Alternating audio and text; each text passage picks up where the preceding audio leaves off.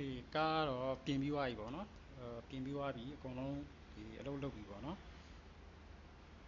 ဆိုတော့ပြင်ပြီးသွားပြီဆိုပေမဲ့သူကဘက်ထရီတော့လဲရမှာပေါ့နော်ဘက်ထရီလဲရမယ်ပြီးတော့ဒီ controller ကတ်မှာဆိုလို့ရှိရင်ကျွန်တော် capacitor တစ်လုံးကတော့အခြေငုပ်လေးပြတ်နေတာပေါ့နော်အခြေငုပ်လေးပြတ်နေလို့အဲ့ကောင်မှာထပ်လဲလိုက်တယ်ပေါ့နော်ဟိုနည်းနည်း capacitor တန်ဖိုးနည်းနည်းတောင်းတဲ့ကောင်လေးနဲ့ထပ်လဲလိုက်တယ်ပြီးတော့ဒီစမ်းတဲ့ချိန်မှာပထမဒီ relay ခတ်တာဒီလား relay ဒီ motor မောင်းလိုက်လို့ရှိရင်လေ relay အရန်ခတ်တာဘာကြောင့်လဲပေါ့နော်ကျွန်တော် live ကြည့်ရဒီမှာ relay ကိုကျွန်တော်မောင်းပြီးတဲ့ transistor လေးနှလုံးရှိတယ်ဗျာဒီမှာဒီ transistor လေးနှလုံးကိုလည်းကျွန်တော်စမ်းကြည့်တယ်ပေါ့နော်စမ်းကြည့်တော့ဒီကောင်ကလည်းပုံမှန်ပဲအဲ့ဒါနဲ့ဒီမှာကျွန်တော်တို့ဒီဘယ်လိုပြောဒီ diode ပေါ့နော် filter diode လို့ခေါ်မလားတော့မသိဘူးဒီ relay အဝင်ပဲသူက relay အဝင်ကိုအဲ့ဒီ diode တွေပဲကျွန်တော်စစ်ကြည့်ရပေါ့နော်စစ်ကြည့်တော့လည်းဒီကောင်ပုံမှန်ပဲပြီးတော့ဒီဘက်မှာလည်းသူကဒီ power line ပေါ့နော် relay ရဲ့ဒီ motor ကိုပေးတဲ့ power line မှာဒီ flying back diode ပေါ့နော်အဲ့ဒီကောင်ရှိတယ်အဲ့ဒီကောင်စစ်ကြည့်တော့လည်းပုံမှန်ပဲအဲ့ကျွန်တော်နည်းနည်းစားနေရတယ်ဘာကြောင့်လဲပေါ့နော်ဘာဖြစ်မှန်းမသိဘူးဟိုသူကဗျာပုံမှန်ကစစ်ဖို့နဲ့တုံးတာပေါ့နော်စစ်ဟို original လာဒီစစ်ဖို့နဲ့တုံးတာအဲ့တော့ကျွန်တော် power supply မှာစစ်ဖို့ပေးတယ်ပေါ့နော်စစ်ဖို့ပေးပြီးတော့ run ကြည့်တော့အဲ့လိုဗျာ relay ကခတ်နေတော့အဲ့နဲ့နောက်ဆုံးကဲမထူးဆိုပြီးတော့ကျွန်တော်ဒီ 8.4 တင်လိုက်တယ်ပေါ့နော် 8.4 တင်ပြီးတော့စမ်းကြည့်တော့မှအဆင်ပြေသွားတယ်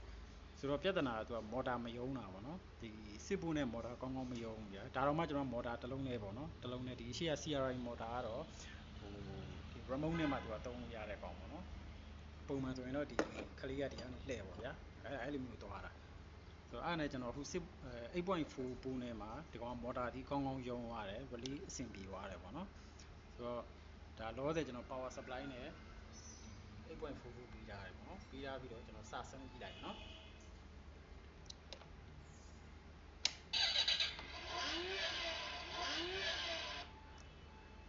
โอเค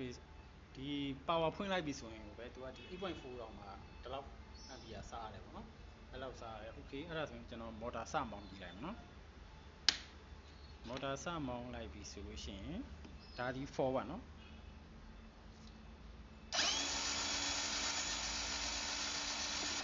โอเคနော်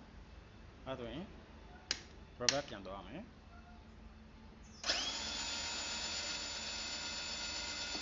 โอเคเนาะဒီပြီးတော့ဒီဟာကြီးလည်းအကုန်လုံးလုပ်ပြီပေါ့နော်ဒါခွန်ဒီကောင်ကတချင်းပေါ့နော် MP3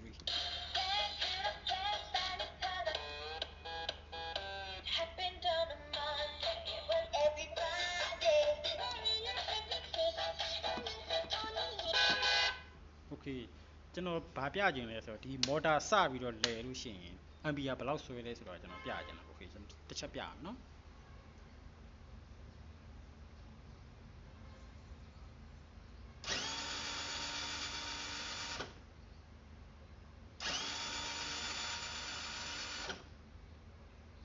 တွေ့လားနော်3 ampere ဆွန်းလောက်ဆွဲရဗျာ motor တစ်လုံးတည်းပေါ့နော် motor တစ်လုံးတည်းကို3 ampere ဆွန်းလောက်ဆွဲရ